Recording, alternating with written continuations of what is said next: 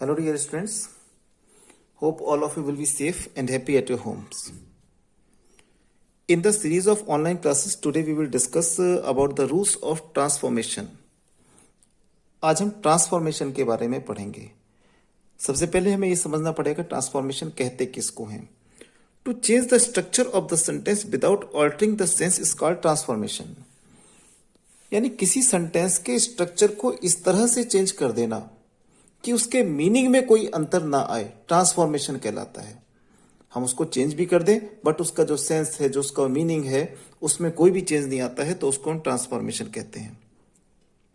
Transformation में बहुत सारी चीजें आती हैं, जैसे नेगेटिव में चेंज करना, इंट्रोगेटिव में चेंज करना, एक्सक्लेमेटरी में चेंज करना, असर्टिव है, सिंपल, कॉम्प्लेक्स, कंपाउंड, वॉइस है, और इसके अलावा रिमूवल ऑफ टू है, डिग्री चेंजेस है. ये सब ट्रांसफॉर्मेशन में आता है.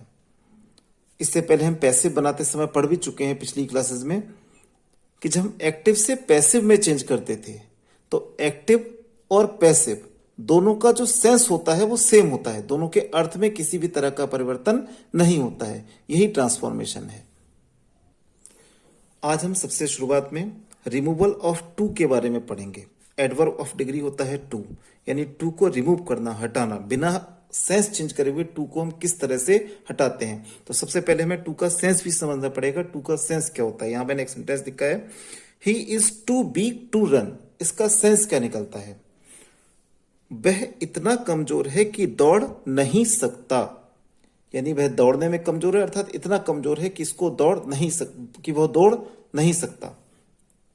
अब इस सेंटेंस के स्ट्रक्चर को देखेंगे. इसमें सबसे पहले ही क्या है, सब्जेक्ट है, इज वर्ब है, टू, उसके बाद एडजेक्टिव या एडवर्ब होगा वीक, फिर इन्फिनेटिव. इन्फिनेटिव कहते हैं, टीओ टू को बोलते हैं इन्फिनेटिव. फिर इन्फिनेटिव है, फिर वर्ब की फर्स्ट फॉर्म है. ये स्ट्रक्चर होता है. यानी सबसे पहले subject, then verb, then too, then adjective, then T O to infinitive, then verb की first form.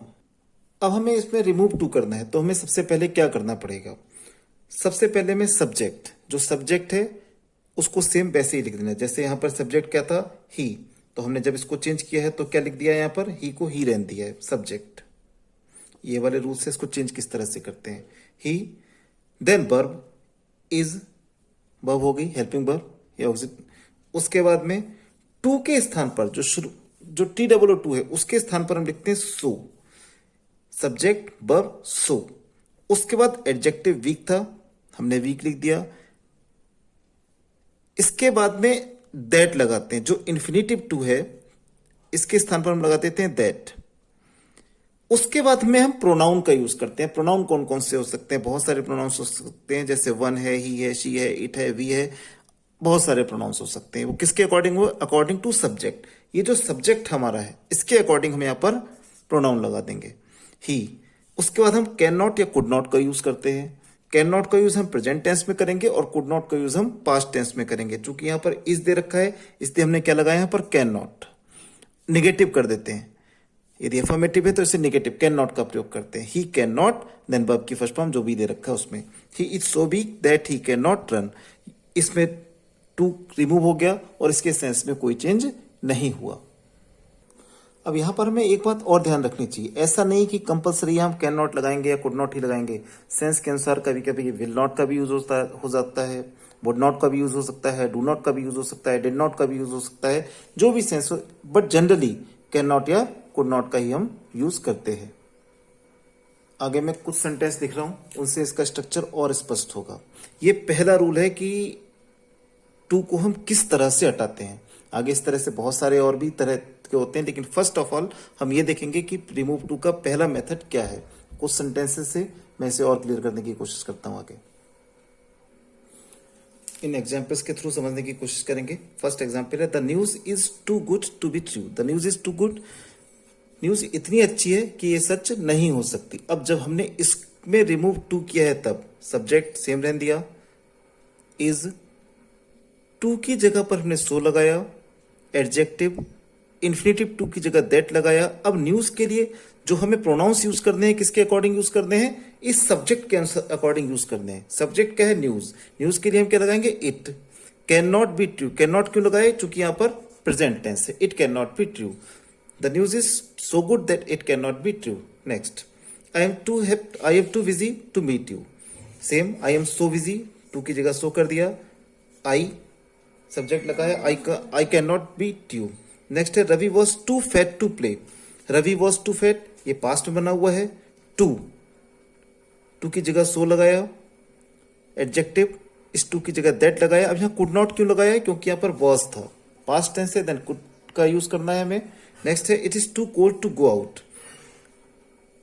It is so cold that, one क्यों लगाया? क्योंकि किसी के लिए भी आ सकता है, इतना ठंडे कि कोई बाहर नहीं जा सकता। इस तरह से हम इसको चेंज करते हैं।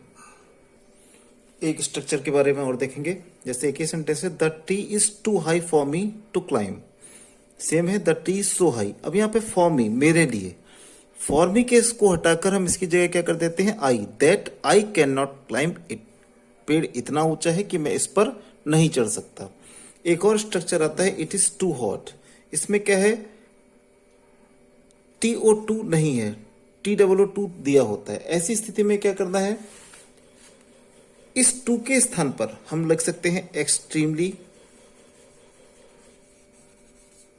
या तो हम एक्सट्रीमली का यूज कर देते हैं या ओवर का यूज कर देते हैं, या फिर सेंटेंस के लास्ट में हम एक शब्द लिख देते हैं, बियॉन्ड द प्रॉपर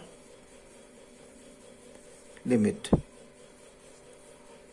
किसी भी मेथड का इसमें यूज कर सकते हैं। जैसे इट इज टू हॉट, अब हम इसको किस तरह से बना सकते हैं, इट इज एक्सट्रीमली,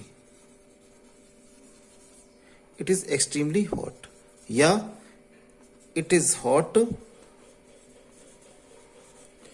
लास्ट में ये भी लिख सकते हैं, बियॉन्ड द प्रॉपर लिमिट। दोनों में से आप किसी भी मेथड का यूज कर सकते हैं।